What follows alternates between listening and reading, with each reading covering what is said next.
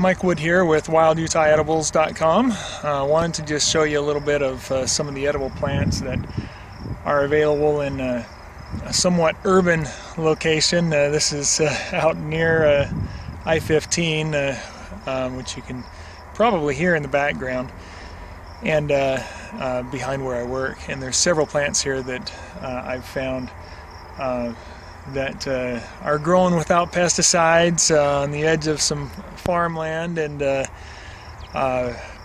offer some great benefits. So I'm going to just talk to you a little bit about some of those.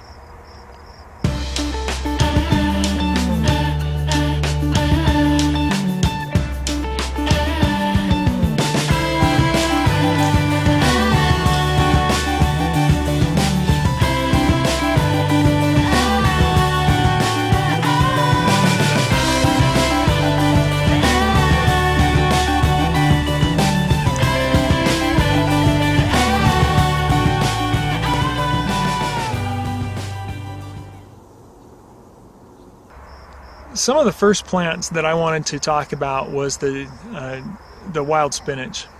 Wild spinach has different variations. Chenopodium is its name, but I've noticed that there are different plants that are all under that same family. You know, they're called goosefoots or lamb's quarters, you might have heard them called, but I've got some side by side here right behind me, in fact, that I'll go show you close up. And one of them, a real thin leaf, you eat a lot of it, you're going to get a headache. I know from experience. I put a bunch of it in some green smoothies and couldn't figure out why I was getting a headache from it. And then I found the thicker leaf option, which is delicious and no side effects like that from headaches. So obviously a superior plant. But until you're really intimately familiar with them, they all look about the same.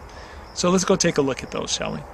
We have both varieties of the wild spinach, and one of them is a good option, the other one not so good. This one here has a thicker leaf, often more of a broad leaf. I think more of an arrow shape to it, and that's the good one.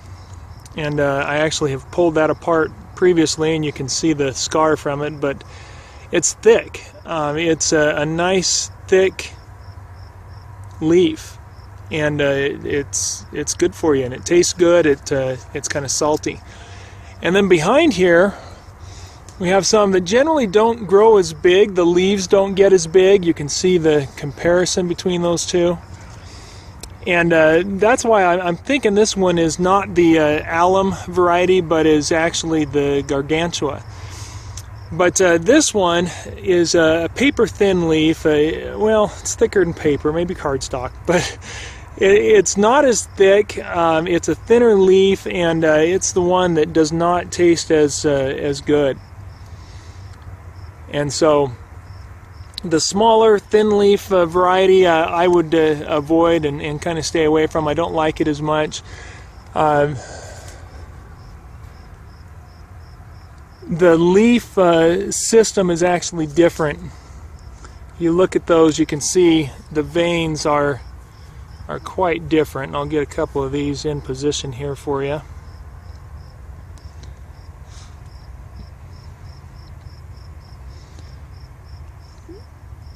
So very different vein pattern. There we go. And the one on the left is the one that I prefer and that has a better flavor to it. And you can see it's got more alternating veins instead of opposite veins. So that's the good one. That's what you want to eat. That's the one you want to avoid.